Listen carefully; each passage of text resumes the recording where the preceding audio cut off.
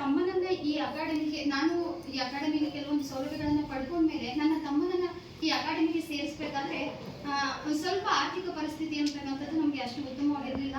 ಆಗ ಈ ಸಂಸ್ಥೆಯವರನ್ನ ನಾನು ಕೇಳಿದೆ, ಈ ಥರ ನನ್ನ ತಮ್ಮನೇ ದುಡ್ದು ನಾವು ಓದ್ತಾ ಇರ್ತಕ್ಕಂಥದ್ದು, ಒಂದು ಸ್ವಲ್ಪ ಅವಕಾಶವನ್ನ ಮಾಡಿಕೊಡಿ ಅಂತೇಳಿ. ಈ ಸಂಸ್ಥೆ ನಮಗೆ ನಿಜಕ್ಕೂ ಈ ಸಂಸ್ಥೆಗೆ ನಾನು ನನ್ನ ತಮ್ಮ ಸದಾಕಾಲ ಚಿರಋಣಿಯಾಗಿರ್ತೀವಿ. ಅವತ್ತು ಹೇಳಿದ್ರು, ಆಯ್ತು ಪರವಾಗಿಲ್ಲ ಓದಿ ಅಂತೇಳಿ. ನನ್ನ ತಮ್ಮ ಇದೇ ಸಂಸ್ಥೆಯಲ್ಲಿ ಇವಾಗಲೂ ಸಹ ಈ ಕೌಟಿಲ್ಯ 24x7 ಲೈಬ್ರರಿ ಏನಿದೆ ಇಲ್ಲಿ ಓದ್ತಾ ಇದ್ದಾನೆ. ಮತ್ತೆ ನನ್ನ ಬಗ್ಗೆ ಹೇಳ್ಬೇಕು ಅಂತಂದ್ರೆ ನಾನು ಸಹ ಏನು ಓದ ತಕ್ಷಣ ಏನು ಸ್ಪರ್ಧಾ ಪರೀಕ್ಷೆ ಅಂತಕ್ಕಂಥದ್ದು ಏನಿದೆ ತಿಳಿದ ತಕ್ಷಣ ಯಶಸ್ಸನ್ನ ಪಡ್ಕೊಂಡವಳಲ್ಲ. ನಾನು 4-5 ವರ್ಷದಿಂದ ಸತತವಾಗಿ ಇದರಲ್ಲಿ ಹೋರಾಟ ಮಾಡಿ ಕೊನೆಗೆ ಯಶಸ್ಸನ್ನ ಸಾಧಿಸಿದಂತಹ ಒಬ್ಬ ವಿದ್ಯಾರ್ಥಿ. ನಾನು ಏನ್ ಮಾಡಿದೆ ಅಂತಂದ್ರೆ MA ಮಾಡ್ಕೊಂಡ್ಮೇಲೆ ನನ್ನ ತಲೆಯಲ್ಲಿ ಇದ್ದದ್ದೇನಪ್ಪ ಅಂತಂದ್ರೆ ಒಂದು KCET ಅಂತಕ್ಕಂಥ ಪರೀಕ್ಷೆನ ಮಾಡಿಕೊಂಡು ನಾನು ಡಿಗ್ರಿ ಕಾಲೇಜಲ್ಲಿ ಒಂದು ಗೆಸ್ಟ್ ಲೆಕ್ಚರರ್ ಆಗಿ ವರ್ಕ್ ಮಾಡಬೇಕು ಅಂತಕ್ಕಂಥದ್ದು ನನ್ನ ತುಂಬಾ ಆಸೆ ಆಗಿತ್ತು.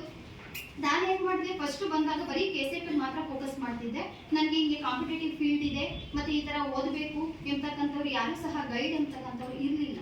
ಆಮೇಲೆ ಏನಾಯ್ತು, ನಾನು ಇಲ್ಲಿ ಲೈಬ್ರರಿಗೆ ಅಂತ ಬಂದಂತ ಸಂದರ್ಭದಲ್ಲಿ ಗೊತ್ತಾಯ್ತು, ಹಿಂಗೆ ಸರ್ಕಾರಿ ಕೆಲಸ ಅಂತಕ್ಕಂಥದ್ದು ಈ ರೀತಿ ಇದೆ, ಈ ರೀತಿ ನಾನು ಓದಬೇಕು ಅಂತೇಳಿ ತಿಳ್ಕೊಳ್ತಾ ಏನ್ ಮಾಡಿದೆ, ಇಲ್ಲ KCET ಅಂತಕ್ಕಂಥದ್ದನ್ನ ಪಕ್ಕಕ್ಕಿಟ್ಟು ನಾನು ಇಲ್ಲ ಬೇರೆ ಸ್ಪರ್ಧಾತ್ಮಕ ಪರೀಕ್ಷೆಯನ್ನ ಓದಬೇಕು, ನಾನು ಸಹ ಸರ್ಕಾರಿ ನೌಕರರಾಗಬೇಕು.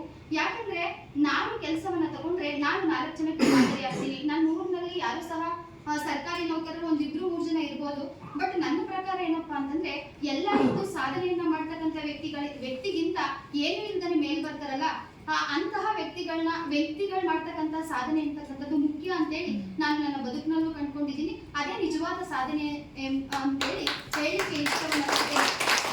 ಮತ್ತೆ ಇಲ್ಲಿ ಯಾವ್ಯಾವ ಬುಕ್ಸ್ ಅನ್ನ ಓದಬೇಕು, ಏನ್ ಮಾಡ್ಬೇಕು ಅಂತೇಳಿ ಮೇಡಮ್ ನಿಮ್ಗೆ ತಿಳಿಸ್ಕೊಟ್ಟಿದ್ದಾರೆ.